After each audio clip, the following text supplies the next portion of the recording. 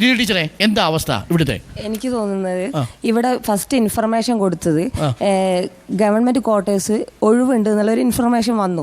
അപ്പൊ കുറെ പേര് എന്ത് ചെയ്തു, അതില് ടിക്ക് ചെയ്തു എല്ലാരും. അതായത് ഗവൺമെന്റിന്റെ ആവുമ്പോൾ നമുക്ക് വാടക കൊടുക്കണ്ട, എന്താണ് നമുക്ക് ഇനിയിപ്പോ വാടക പകുതിയിൽ നിന്ന് പോയാലോ, അതായത് പുത്തുമല ദുരന്തത്തിലൊക്കെ പെട്ടവര് കുറെ പേര് എന്താണ് പ്രയോറിറ്റിയിൽ വരാത്ത ആൾക്കാരുണ്ടല്ലോ. അപ്പൊ അതുപോലെ ആകുമെന്നുള്ളതിൽ എല്ലാവരും ഗവൺമെന്റ് ക്വാർട്ടേഴ്സ് ആണ് കൂടുതൽ പേരും എന്താണ് ടിക്ക് ചെയ്തിട്ടുണ്ടായി. അതായത് ഓരോ ടീച്ചേഴ്സ് വന്നിട്ട് അവിടെ റൂമിൽ വന്നിട്ട് ചെയ്യുമ്പോൾ ഇതാണ് ചെയ്തിട്ടുള്ളത്. വാടക വീട് പെട്ടെന്നാണ് ഇവർ പറയുന്നത് വാടക വീട്ടിൽ അന്വേഷിക്കണം എന്ന്. ഈ വാടക പെട്ടെന്ന് അന്വേഷിച്ചപ്പോൾ ആർക്കും വാടക വീട് കിട്ടാനില്ല. അത് ഏതെങ്കിലും സർക്കാർ ഉദ്യോഗസ്ഥർ നിങ്ങളെ സഹായിക്കുമോ കണ്ടെത്താൻ സഹായിക്കുന്നുണ്ട്. ഇപ്പോൾ വന്നിട്ട് പറഞ്ഞു എനിക്കിതുവരെ കിട്ടിയിട്ടില്ല, എനിക്കിതുവരെ തെരഞ്ഞിട്ട് എവിടെയും കിട്ടിയിട്ടില്ല. എൻ്റെ മക്കൾ പഠിക്കുന്നത് ഇവിടെ നമ്മൾ ക്യാമ്പിൽ നിന്ന് രാവിലെ ഇറങ്ങി വീട് തരാൻ പോകണം, ആ അവസ്ഥ ആയിട്ടുണ്ട് ഇപ്പോൾ. അത് വലിയ നിർഭാഗ്യമായ അവസ്ഥയല്ലേ ശ്രീ മുരളീധരൻ? ഞാൻ പറയാൻ ഉദ്ദേശിക്കുന്നത്, ഇപ്പോൾ ഈ ഒരു ദുരിതം അനുഭവിക്കുകയാണ്. ഇപ്പോൾ അണ്ടിയാണോ മൂത്തത്, മാങ്ങയാണോ മൂത്തത്, ഇല്ലെങ്കിൽ ആദ്യം ഉണ്ടായത് എന്നുള്ള ഒരു സംശയത്തിൽ നിൽക്കുന്നത്. ഇവിടുത്തെ ഇത്രയും വിക്റ്റിമായിട്ടുള്ള ആളുകളെ മുഴുവൻ ബലിയാടാക്കുന്ന തരത്തിലാണ്. ഞാൻ രാഷ്ട്രീയം പറയുകയല്ല, അനുഭവത്തിൽ ഇവരുടെ കണ്ണുനീര് വായിക്കുന്നത് കൊണ്ട് പറയുകയാണ്. ഇവരുടെ വേദന മുഴുവൻ അതായിരിക്കും. ഞാൻ നേരത്തെ സൂചിപ്പിച്ചതാ, ഈ ക്യാമ്പിൽ കഴിയുന്ന ആളുകൾ വീട് തപ്പിപ്പോകേണ്ട ആളുകളല്ല. ഇവരെ സംരക്ഷിക്കാൻ ഉത്തരവാദിത്തപ്പെട്ട സർക്കാർ ഇവിടെ ഉണ്ട്. പഞ്ചായത്തായാലും ശരി, കേരള ഗവൺമെന്റ് ആയാലും ശരി. ഈ മുഴുവൻ ആളുകളുടെയും ലിസ്റ്റ് ഇപ്പോൾ സർക്കാർ കയ്യിലുണ്ട്. ലഭ്യമായ വീടിൻ്റെ ലിസ്റ്റ് സർക്കാരിൻ്റെ കയ്യിലുണ്ട്.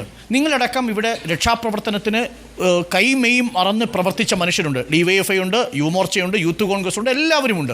ഇതിലൊരു ലിസ്റ്റ് ഈ ഇവരെ പുനരധിവസിപ്പിക്കാൻ വേണ്ടിയിട്ട് ഒരു 10-9 പേരുടെ അല്ലെങ്കിൽ 100 പേരുടെ ഒരു സ്ക്വാഡ് ഉണ്ടാക്കി ഈ വീടുകളിലേക്ക് പോയി ക്ലീൻ ചെയ്ത് വളരെ പെട്ടെന്ന് 2 ദിവസത്തിനുള്ളിൽ, വേണ്ട 3 ദിവസത്തിനുള്ളിൽ ഇവരെ ആ വീടുകളിലേക്ക് കൊണ്ടുപോകുന്ന തടസ്സമുണ്ടോ ശ്രീ ഷംസാദ് മരക്കാർ? ഒരു തടസ്സവുമില്ല. പക്ഷേ ഇതിൻ്റെ ഒരു പ്രശ്നം എന്ന് പറഞ്ഞത്, നേരത്തെ ഇവർ ഇന്നാണ് നമുക്ക് ആദ്യമായി ഞാനത് വീണ്ടും നമ്മൾ രാഷ്ട്രീയപരമായി ഇത് പോകരുത് എന്നുള്ളതുകൊണ്ടാണ് പറയാത്തത്. ഇന്നാണ് ആ ലിസ്റ്റ് പഞ്ചായത്തിലേക്ക് വരുന്നത്.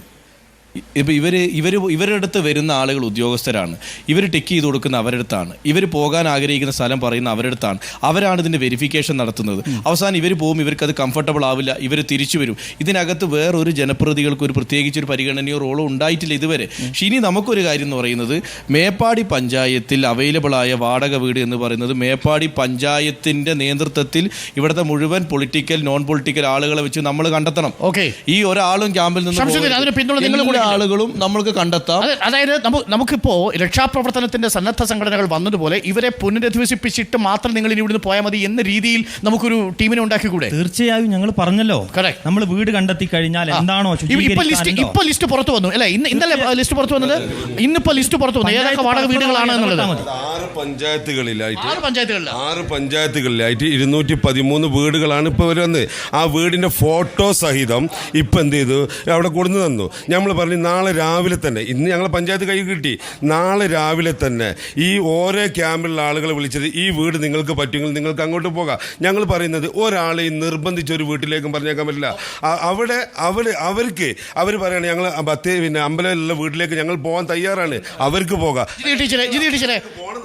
ഇനി ഇപ്പോൾ നമുക്ക് ഇതുവരെ കഴിഞ്ഞു. എനിക്ക് തോന്നുന്നു അതിനകത്തൊരു മിസ്കമ്മ്യൂണിക്കേഷൻ സംഭവിച്ചിട്ടുണ്ട്, അങ്ങനെ തന്നെ പറയണം. അതിനകത്ത് ഈ രക്ഷാപ്രവർത്തനം കഴിഞ്ഞതിന് ശേഷം ഒരുപക്ഷെ സർക്കാരിൻ്റെ മുന്നിൽ ഇത്രയും വലിയൊരു ആൾക്കൂട്ടത്തെ പാർപ്പിക്കേണ്ട ഒരു ചുമതലയുണ്ടല്ലോ, സ്വാഭാവികമായിരിക്കാം. ഈ ഉദ്യോഗസ്ഥന്മാരുടെ കൈകളിലേക്ക് ഇത് പോയതുകൊണ്ടാണ് അവർ ഈ ഓഫീസ് സമയം പോലെ ഇത് പ്രവർത്തിച്ചു എന്നാണ് ഞാൻ മനസ്സിലാക്കുന്നത്. നിങ്ങളുടെ കയ്യിൽ ഇത് മൊത്തത്തിൽ കിട്ടിയിരുന്നെങ്കിൽ ഓഫീസ് സമയമൊന്നും നിങ്ങൾ എടുക്കില്ലല്ലോ, അതായിരിക്കാം വീഴ്ചയുടെ കാര്യം. പക്ഷേ ഇപ്പോൾ ലിസ്റ്റ് കയ്യിലുണ്ട്, നാളെ ഇവരെല്ലാവരും ഇറങ്ങും, നാളെ എല്ലാ സന്നദ്ധ സംഘടനകളും ഈ വീട് തപ്പി ഇറങ്ങും, ഇവർക്ക് ആ വീട് കൊടുക്കാനുള്ളൊരു ഗ്രൂപ്പിനെ രൂപീകരിക്കാം. അപ്പോൾ ജിതി ടീച്ചർ എന്ത് പറയുന്നു? ഇനിയിപ്പോൾ നാളെ മുതൽ കുറച്ചുകൂടി വേഗത്തിലാവുമോ? വേഗത്തിലാകാം.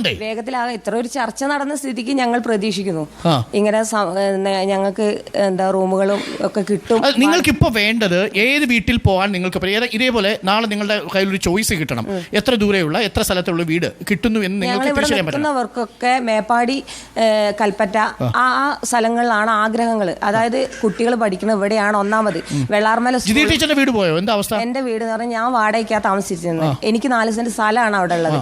അപ്പോൾ അവിടെ അത് നഷ്ടപ്പെട്ടിട്ടുണ്ട്, ഭാഗികമായിട്ടാണ് നഷ്ടപ്പെട്ടത്. എനിക്കുള്ളൊരു ചോദ്യമുണ്ട് ഇവിടെ. പലരും ചോദിക്കുന്നുണ്ട്, ഞാൻ പല ഇതിലും പറഞ്ഞതാണ്, പലരും ചോദിക്കുന്നുണ്ട് നിങ്ങളെ വീട് പാതി നിൽക്കുന്നുണ്ടല്ലോ, ഞങ്ങളിന്ന് അവിടെ പോയി താമസിക്കാം. ആ ഒരു ചോദ്യം എനിക്ക് ഈ ചോദിക്കേണ്ടായിരുന്നു. പാതി നിൽക്കുന്ന വീടും പൂർണ്ണമായും നശിച്ച വീടും തമ്മിൽ വ്യത്യാസമില്ല യഥാർത്ഥത്തിൽ. പ്രയോറിറ്റി ഈ എന്താ മരിച്ചുപോയവർക്കോ ഉള്ളൂ, ഈ രക്ഷപ്പെട്ടവർക്കോ ഒരു വിലയില്ലാത്ത ഇതാണ് ഇവിടെ നടക്കുന്നത്. രക്ഷപ്പെട്ടവർ ഒരാൾ മെയിൻ്റ് ആക്കുന്നില്ല.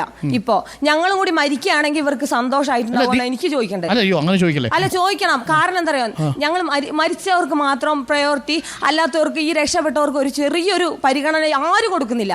കണ്ടാ മിണ്ടാനടക്കം ഇവിടെ കുറച്ച് ആൾക്കാർക്ക് മടിയാ. അങ്ങനെയൊക്കെ ഉണ്ട്. പക്ഷേ അവർക്കും ഞാൻ പറഞ്ഞു മുണ്ടക്കായി തൊട്ട് ചൂരൽമല വരെ ആർക്കൊക്കെ എന്തൊക്കെ സംഭവിച്ചിട്ടുണ്ട് ഞാൻ അന്ന് മുതൽ പറയുന്നുണ്ട്. എല്ലാവർക്കും ഒരേ പരിഗണന കൊടുക്കണം. ഞങ്ങൾ ജീവനും കൊണ്ട് ഓടിയ ആൾക്കാരാ.